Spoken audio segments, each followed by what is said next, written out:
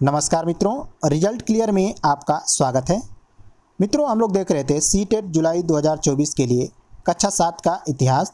तो कक्षा 7 के इतिहास में आज है अध्याय 3। अध्याय 3 का नाम है दिल्ली के सुल्तान। तो दिल्ली का जो सुल्तान थे मित्रों, वह 12वीं शताब्दी से 15वीं शताब्दी तक रहे। 12वीं शताब्दी में दिल्ली एक महत्वपूर्ण शहर बना। पहले तोमर राजपूतों के काल में दिल्ली तोमर साम्राज्य की राजधानी बनी। तो मित्रों, इससे पहले जो भी शासक रहे उन्होंने दिल्ली को कभी भी राजधानी नहीं बनाया।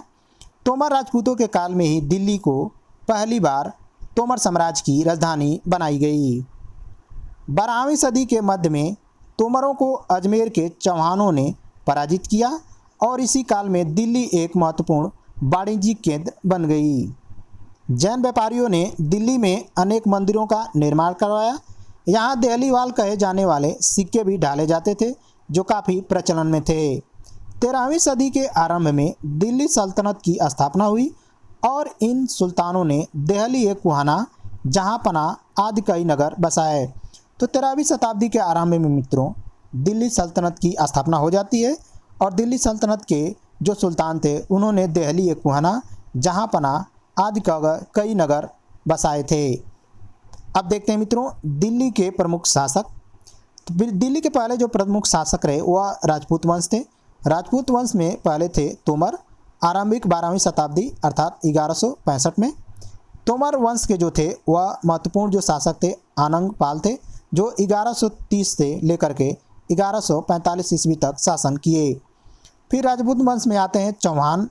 चौहानों ने 1165 से लेकर के 1192 ईस्वी तक दिल्ली पर शासन किया। चौहान वंश में जो सबसे महत्वपूर्ण शासक था वह पृथ्वीराज चौहान था। पृथ्वीराज चौहान ने 1175 से लेकर के 1192 तक दिल्ली पर शासन किया। दिल्ली पर शासन करने वाले जो थे दूसरे कौन थे, तो वो थे प्रारंभिक तुर्की शासक। प्रारंभिक तुर्की शासकों ने 1206 से लेकर के 1290 तक दिल्ली पर शासन किए। तो इसमें प्रमुख शासक कौन थे उसके बारे में देख लेते हैं। तो इसमें प्रमुख तुर्की शासक थे कुतुबुद्दीन ऐबक। कुतुबुद्दीन ऐबक ने 1206 से लेकर के 1210 ईस्वी तक दिल्ली पर शासन किया। उसके बाद थे इल्तुतमिश। इल्तुतमिश ने 1210 से लेकर के 1236 ईस्वी तक दिल्ली पर शासन किया। उसके बाद थी रजिया। रजिया ने 1236 से लेकर के 1240 ईस्वी तक दिल्ली पर शासन किया। गयासुद्दीन बलबन ने 1266 से लेकर के 1287 तक दिल्ली पर शासन किया। तीसरा जो वंश था मित्रों दिल्ली पर शासन करने वाला वो था खिलजी वंश।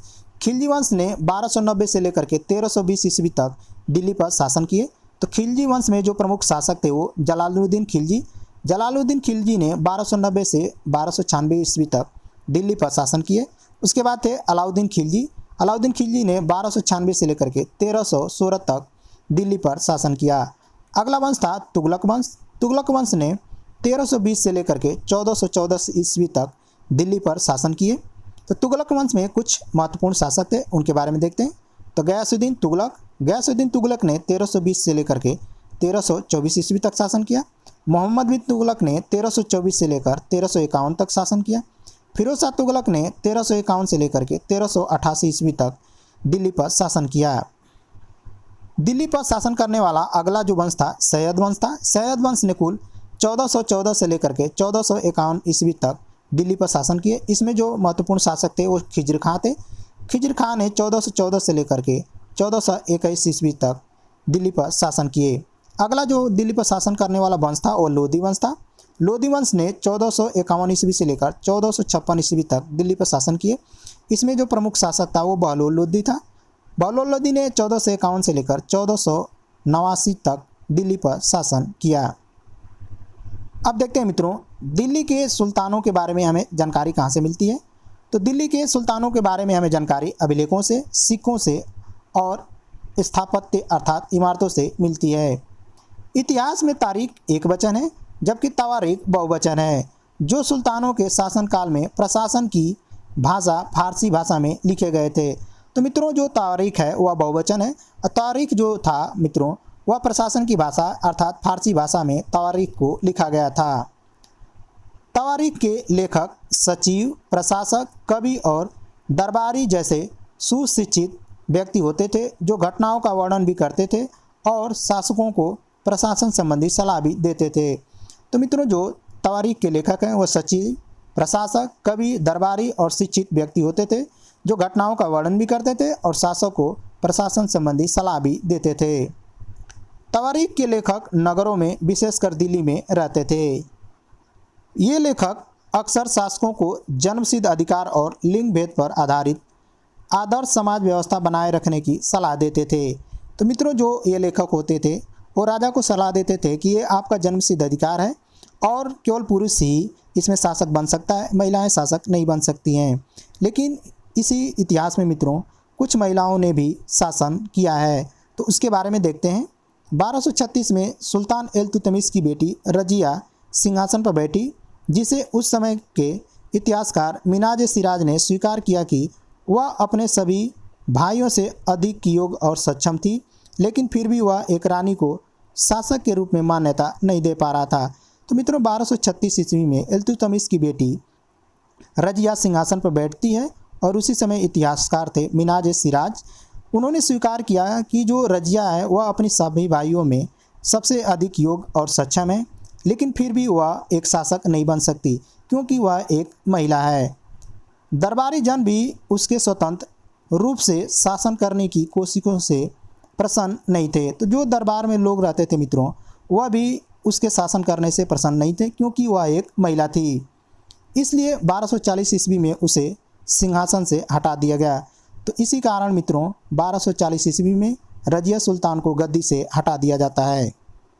अगला देखते हैं मित्रों, आधुनिक आंध्र प्रदेश के वारंगल क्षेत्र में काकतीय वंश की रानी रुद्रमा देवी ने अपने अभिलेखों में अपना नाम पुरुषों जैसा लिखवाकर अपने पुरुष होने का भ्रम पैदा किया। अगली है, कश्मीर की रानी दिद्दा को प्रजा ने स्नेह भरे संबोधन दीदी के नाम से संबोधित किया, जिनकी वजह से उन्हें रानी दिद्दा कहा गया। अब अगला पॉइंट देखते हैं मित्रों, खिलजी और तुगलक वंश के अंतर्गत प्रशासन के बारे में। दिल्ली के आरंभिक सुल्तान विशेषकर इल्तुतमिश सामंतों और जमींदारों के स्थान पर अपने विशेष गुलामों को सूबेदार नियुक्त करना अधिक पसंद करते थे। तो मित्रों, जो दिल्ली के आरंभिक सुल्तान रहे वो इल्तुतमिश, सुल्तानों और जमींदारों के स्थान पर वह अपने गुलामों को सूबेदार नियुक्त किया। इन गुलामों को फारसी में बंदगा कहा जाता था तथा उसे सैनिक सेवा के लिए खरीदा जाता था। तो मित्रों, इन गुलामों को फारसी में हम बंदगा कहते हैं और उसे सैनिक सेवा के लिए मार्केट से खरीदा जाता था। खिलजी तथा तुगलक शासक बंदगाहों का इस्तेमाल करते रहे और साथ ही अपने पर आश्रित निम्न वर्ग के लोगों को भी ऊंचे राजनीतिक पदों पर बैठाते रहे। गुलामों को सेनापति और सूबेदार जैसे पद दिए जाते थे। यह अपने मालिकों और संरक्षकों के प्रति वफादार तो रहते थे, लेकिन उनके उत्तराधिकारी के प्रति नहीं होते थे। तो मित्रों, जो गुलाम होते थे उनको सेनापति और सूबेदार जैसे पद दिए जाते थे और ये अपने मालिक और संरक्षकों के प्रति वफादार होते थे। फारसी तारीख के लेखकों ने निचले खानदान के लोगों को ऊंचे पदों पर बैठाने के लिए दिल्ली सुल्तानों की आलोचना भी की है।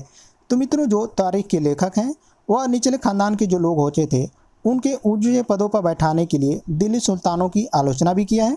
जैसे देख सकते हैं, सुल्तान मोहम्मद तुगलक ने अजीज खमार नामक खलाल जो कि शराब बनाने और बेचने वाला था, फिरोज हजाम नामक नाई, मन का तबाक नामक बावर्ची और लड्डा तथा पीरा नामक मालियों को ऊंचे प्रशासनिक पदों पर बैठाया था। 14वीं शताब्दी के इतिहासकार जियाउद्दीन बर्नी ने इन नियुक्तियों की आलोचना करते हुए कहा कि सुल्तान के राजनीतिक विवेक के नाश और शासन करने की अक्षमता के उदाहरण हैं। तो मित्रों, जो निम्न कुल के लोग होते थे उनको उच्च पद पर बैठाने की वजह से 14वीं शताब्दी के जो इतिहासकार रहे जियाउद्दीन बर्नी, उन्होंने भी इनकी आलोचना की और सुल्तान के राजनीतिक विवेक के नाश का कारण बताया। पहले वाले सुल्तानों की तरह ही खिलजी और तुगलक शासकों ने भी सेना नायकों को विभिन्न इलाकों के सूबेदार के रूप में नियुक्त किया। ये इलाके इक्ता कहलाते थे और उन्हें संभालने वाले अधिकारी इक्तादार या मुक्ति कहे जाते थे। मुक्ति का फर्ज था कि सैनिक अभियानों का नेतृत्व करना और अपने इक्तों में कानून व्यवस्था बनाए रखना। तो मित्रों, जो वो इलाके होते थे उन इलाकों को इक्ता कहा जाता था और जो उन इलाकों का देखभाल करता था उस अधिकारी को इक्तादार या मुक्ति कहा जाता था। तो मुक्ति का जो कार्य होता था वह सैनिक अभियानों का नेतृत्व करना होता था और अपने इक्तों में कानून व्यवस्था बनाए रखना होता था। अपनी सैनिक सेवाओं के बदले वेतन के रूप में मुक्ति अपने इलाके से राजस्व की वसूली किया करते थे। राजस्व के रूप में मिली रकम से ही वे अपने सैनिकों को भी तनख्वाह देते थे। तो मित्रों, जो सैनिक सेवाओं के बदले वह वेतन के रूप में मुक्ति अपने इलाके से राजस्व की वसूली करता था, अर्थात जो इक्तादार होता था वह राजस्व की वसूली अपने इलाके से करता था और राजस्व के रूप में जो भी रकम मिलता था वह अपने सैनिकों को तनख्वाह के रूप में देता था। 13वीं सदी के इतिहासकार फ़ख-ए-मुदब्बिर के अनुसार राजा का काम सैनिक के बिना नहीं चल सकता है। सैनिक वेतन के बिना नहीं जी सकते हैं। वेतन आता है किसानों के एकत्रित किए गए राजस्व से, मगर किसान भी राजस्व तभी चुका सकेंगे जब वे खुशहाल और प्रसन्न हों। ऐसा तभी हो सकता है जब राजा न्याय और ईमानदार प्रशासन को बढ़ावा दे। तो मित्रों, फ़ख-ए-मुदब्बिर ने कहा है कि राजा का काम सैनिक के बिना नहीं चल सकता है और सैनिक वेतन के बिना नहीं जी सकते हैं। तो वेतन जो आता है वो किसानों से एकत्रित किए गए राजस्व से, मगर किसान भी राजस्व तभी चुका सकता है जब वे खुशहाल और प्रसन्न हो। तो ऐसा तभी संभव है जब राजा अच्छी तरह से न्याय करे और ईमानदार प्रशासन को बढ़ावा दे। मुक्ति लोगों द्वारा एकत्रित किए गए राजस्व का रकम का हिसाब लेने के लिए राज्य द्वारा लेखाधिकारी नियुक्त किए जाते थे। तो मित्रों, जो इक्तादार अर्थात मुक्ति होते थे, लोगों द्वारा एकत्रित किए गए राजस्व का रकम का हिसाब लेने के लिए राज्य द्वारा लेखाधिकारी नियुक्त किया जाता था। अलाउद्दीन खिलजी के शासनकाल में भू राजस्व के निर्धारण और वसूली के कार्य को राज्य अपने नियंत्रण में ले आया। स्थानीय सामंतों से कर लगाने का अधिकार छीन लिया गया, बल्कि स्वयं उन्हें भी कर चुकाने को बाध्य किया गया। तो मित्रों, जैसे ही अलाउद्दीन खिलजी का शासनकाल आता है तो भू राजस्व के निर्धारण और वसूली का कार्य राजा अपने हाथों में ले लिया और स्थानीय सामंतों से कर लगाने का जो अधिकार था उसको छीन लेता है और इस तरह से सामंतों से भी कर वसूला जाने लगा। अलाउद्दीन खिलजी के प्रशासकों ने ज़मीन की पैमाइश की और इसका हिसाब बड़ी सावधानी से रखा। अलाउद्दीन खिलजी के काल के समय 3 तरह के कर थे। पहला कर था कृषि कर, इसे खराज कहा जाता था, जो किसान की उपज का लगभग 50% होता था। दूसरा था मवेशी कर और तीसरा था घरों पर कर। तो मित्रों, कृषि पर जो कर लगता था उसे खराज कहते थे। अलाउद्दीन खिलजी के काल में मित्रों इस कृषि कर पर 50% कर वसूला गया। दूसरा कर होता था मवेशियों पर और तीसरा होता था घरों पर कर। चंगेज खां के नेतृत्व में मंगोलों ने 1219 में उत्तर पूर्वी ईरान में ट्रांसआक्सियाना पर हमला किया। 14वीं सदी में अफ्रीकी देश मोरक्को से इब्न बतूता मोहम्मद बिन तुगलक के दरबार में आया था। इब्न बतूता के अनुसार सरदार जो होता था वो चट्टानी उबड़ खाबड़ पहाड़ी इलाकों में किले बनाकर रहते थे और कभी कभी बांस के झुरमुटों में। भारत में बांस पोला नहीं होता था। अब देखते हैं मित्रों, 15वीं तथा 16वीं शताब्दी में सल्तनत। तुगलक वंश के बाद 1526 तक दिल्ली तथा आगरा पर सैयद तथा लोदी वंशों का राज रहा। शेर शाह सूरी ने 1540 से लेकर 1545 में बिहार में अपने चाचा के एक छोटे से इलाके के प्रबंधक के रूप में कार्य किया था।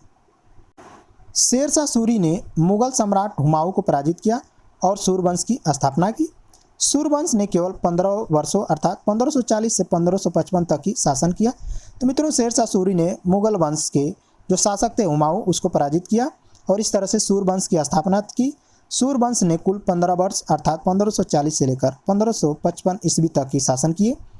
अकबर ने जब मुगल वंश की स्थापना 1556 में किया तो उसने शेर शाह सूरी के प्रतिमान के रूप में प्रशासन व्यवस्था को ही अपनाया था।